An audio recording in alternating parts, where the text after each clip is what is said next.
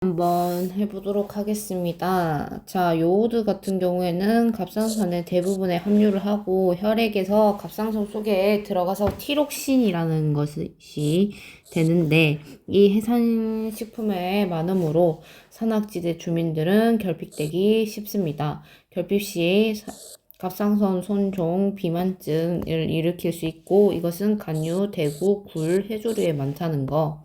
그리고 코발트 같은 경우에는 B12 구성 성분이고 결핍 시 악성 빈혈이 온다는 거 중요하고, 산도 같은 경우에는 식품의 산성의 정도를 말하며 식품의 100g을 연소하여 얻은 해분의 수 용액을 중화시키는데 소비되는 0.1의 NHOH NL의 수고, 인, 황산, 염소, 브롬, 요오드, 이제 음이온이라고 할 수 있고, 곡류, 육류, 어류, 난, 두류, 버터, 치즈가 삼성식품이라고 할 수 있죠. 이거 삼성식품이 뭐냐, 어떤 종류가 있냐고 하면 이 정도는 알면 좋겠죠. 알칼리도를 이제 봤을 때는 식품에 100g을 연소해서 얻은 해분의 수용액을 말하는 건데, 이 소비되는 0.1 NCHCl의 밀리그램 수죠. 그리고 채소, 고구마, 당근, 과일,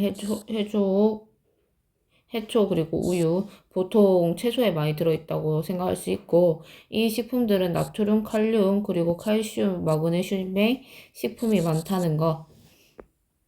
그리고 비타민 같은 경우에는 매우 중요한 파트이기 때문에 이건 완벽하게 외우고 들어가시는 게 좋고, 지용성 비타민을 일단 해볼 건데, 지용성 비타민은 비타민 A가 대표적이고, 카로티노이드계 색소가 있고, 이거는 프로비타민 A는 전구체죠.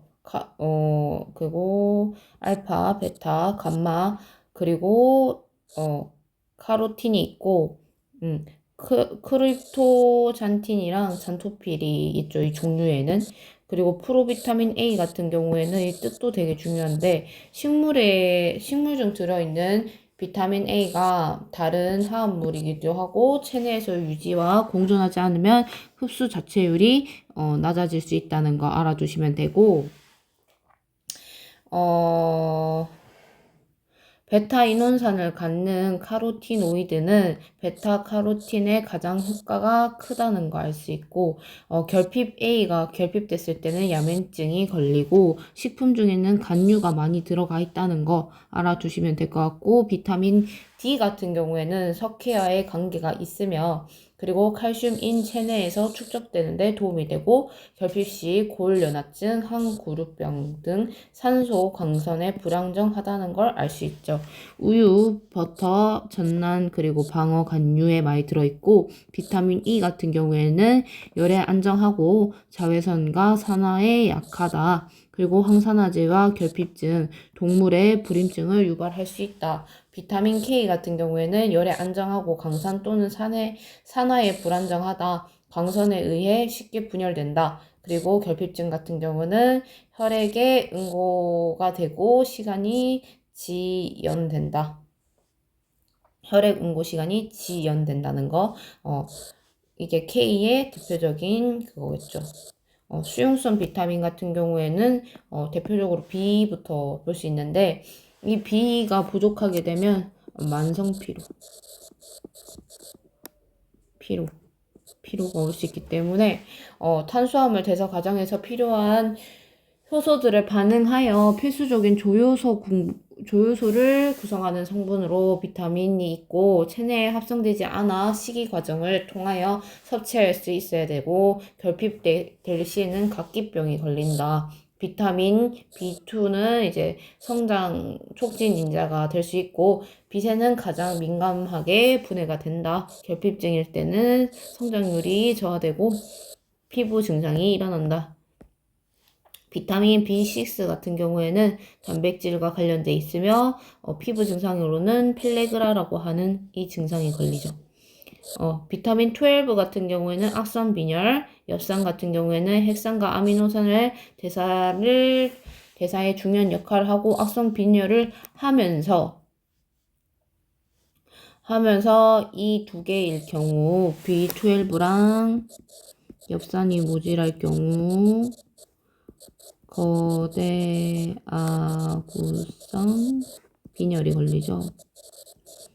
왜 이 두 개가 거대 아구성 빈혈이냐고 하냐 하면 그거는 큰데 헤모글로빈은 큰데 막상 그 안에 실질적으로 영양분이 많이 들어 있지 않기 때문에 거대 아구성 빈혈이라고 하죠. 제 역할을 못하는 것이기도 하고 나이신 같은 경우에는 부족할 경우 풍토병이 걸리고 탈수소의 조효소인 NAD와 또는 NADP 형태로 산화환원 반응에 중요한 역할을 한다. 결핍증 같은 경우에는 펠레그라는 사람한테 걸리고 흑살병은 개한테 걸린다는 거. 비오틴 같은 경우도 있고 비타민 C 같은 경우에는 콜라겐 생합성이 관여하고 결핍증은 계열병이 걸린다. 효소 같은 경우에는 이제 온도를 영향을 많이 받는데, 활성 온도는 35도에서 45도, 그리고 pH는 영향을 이제 펩신 같은 경우에는 2.0, 이제 리파제는 7.0에 받는다. 기질의 농도 같은 경우에는 효소 농도가 일정하고 기질의 농도는 낮으며, 반응 속도가 기질 농도에 비례한다는 거. 그리고 효소의 농도는 초기 효소의 농도와 그 활성을 비례하며 저해제 및 부활제는 효소에 가역적으로 결합하여 효소의 작용을 억제하는 물질이다. 부활제는 효소의 촉진 물질이며 구리, 마그네슘, 망간이 있다. 효소의 분류를 봤을 때 산화환원 효소 같은 경우에는 좀 중요한 파트긴 한데 소수 원자나 전자의 이동 또는 산소 원자를 기질에 첨가하는 반응을 촉매한다. 카탈로즈, 폴옥시데이즈, 아스코르빈산 옥시데이즈 정도가 있다. 전이 효소 같은 경우는 메틸기, 인산기, 아미노산기 한 가지의 다른 기질로 전달하는 반응의 촉매이다. 가수분해 효소 같은 경우에는 물 분자의 개입으로 유기화합물을 공유 결합 분해할 수 있다. 폴리사카로아제이고 프로테아제, 리파아제, 펩티다아제가 있다. 이거는 이제 기제를 제거하는 효소는 가수분해를 이외의 방법으로 기질의 카르복실기 그리고 알데하이드기 등에 분리하여 이중결합을 만들거나 반대로 이중결합을 이제 분리시키는 그런 반응 촉매를 말할 수 있죠. 이성화 효소, 이소모라제 이거 같은 경우는 중요하죠. 강악 이성질체의 D형이 L형으로 케톤 엔도를 이제 이성 간에 반응하는 촉매이다. 이거 뜻이 중요합니다. 뜻을 외우시기 바라고.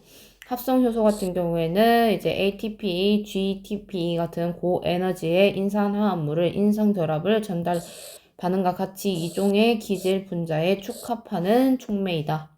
레닌 같은 경우는 카제인에 응고하는 효소이다. 베타 아밀라제 알파 1사 글리코사이드 결합이다. 클로로필 같은 경우에는 가수분해가 있다. 일단 오늘은 여기까지 하도록 하겠습니다.